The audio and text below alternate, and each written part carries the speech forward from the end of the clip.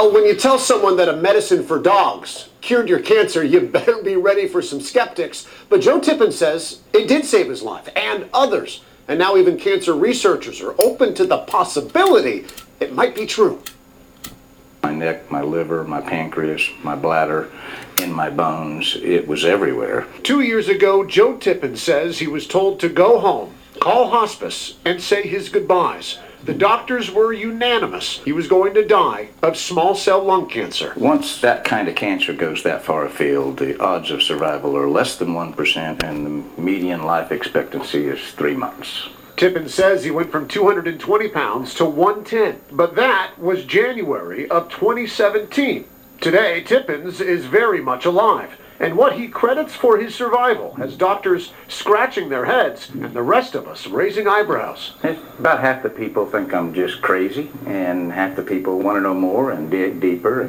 Tippin says he got a tip, not from a pharmacist, but a veterinarian. And in his desperation, he turned from people medicine to dog medicine, specifically Fenbendazole, or what you give a dog when it has worms. Truth is stranger than fiction, you know. Just 3 months later, Tippin says his cancer was gone. I'm usually skeptical, and I was, and maybe still am, about this one. But there's an interesting background to this. Cancer researchers like Stephen Prescott are skeptical, but they also are not dismissing this anti-parasitic's potential. He says Tippins is not the first person to potentially benefit, and maybe not the last.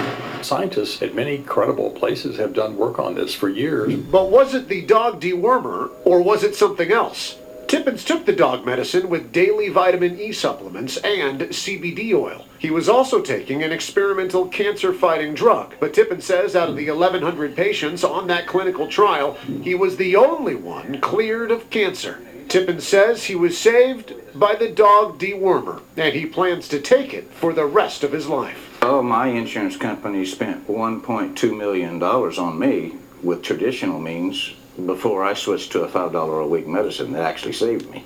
Prescott says he's now working with Tippins to organize a case study. We're going to do it and see if we can confirm that in a very rigorous sort of clinical study sort of way that these patients had that kind of response. As for Tippins, I've got now over 40 success stories other than me. He's sharing his story on an online blog that has already been read more than 100,000 times. Most of the feedback, positive or curious. Some, though, accuse Tippins of giving cancer patients false hope. How do I answer that? I mean, if I've saved one other person other than me, it's worth it to me. All we know for sure for my is wife. that Joe Tippins So is far. alive. In time, perhaps we'll also know if this medicine made for man's best friend might also be man's newest cancer cure. Fascinating. Weeks. You know, when you're in the We're fight in for your week life, 15. you don't care what it is. If it works for you, it works. Yeah, absolutely. And he says, listen, I'm not a doctor. I'm not an expert. I cannot tell people to take this. I can't. He said, but it worked for me. And if somebody else wants to do the same thing, then they can do it too. Interesting thing, though, is that, you know, he mentioned $5 for that. He says it's actually doubled in price. Because when you type in Fenbendazole in Google, one of the first or second things that pops up is cancer cure. Wow. So the talk is out there. More and more Yeah. people are catching on, but just incredible story. When you Evan, add thank everything to it, when you add everything to it, it's going to cost you $100 a month. So, you know, 8 weeks, $200 to try something.